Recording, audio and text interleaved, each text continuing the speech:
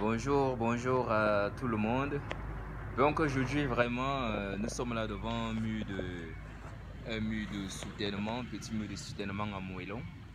Et vraiment j'aimerais partager avec vous une petite astuce concernant ce mur de soutènement avec les moellons. Parce que certaines personnes, quand ils veulent le réaliser, parfois un tel mur font souvent une petite erreur, c'est-à-dire lors de la fondation.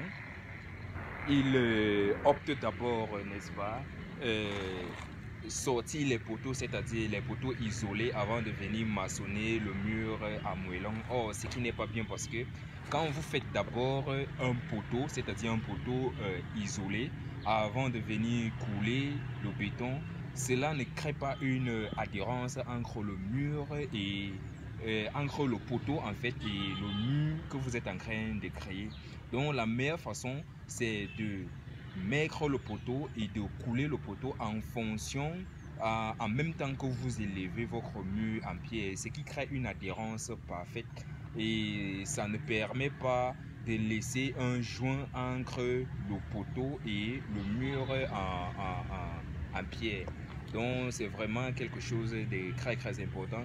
Et aussi, quand on fait un tel coffrage, c'est-à-dire un coffrage en mur avec les pieds, il faut toujours se rassurer que vous ne faites pas, c'est-à-dire un coffrage, peut-être vous mettez 2 à 3 planches et puis venez seulement verser le béton, ce n'est pas très bien.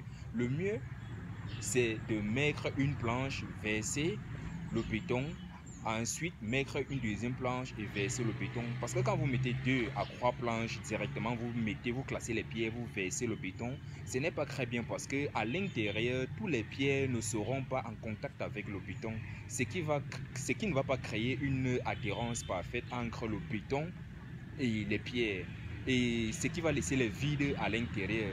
Donc on va voir certaines cavités à l'intérieur du mur. Au fil du temps, cela peut entraîner un glissement, c'est-à-dire s'il y a un petit tassement du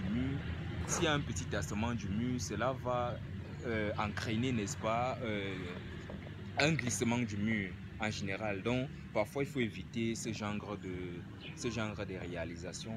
Donc voilà un mur que nous avons bel et bien pris le temps de réaliser et vraiment le client est satisfait et c'est bien fait. Les poteaux sont adhérés avec les pieds, il n'y a pas de joint de rupture, il n'y a pas de lisière entre le poteau et le béton. Donc en fait c'est ce qu'on avait à partager avec vous aujourd'hui concernant les murs en pierre, concernant les murs en pierre qui sont, n'est-ce pas, adaptés aux poteaux.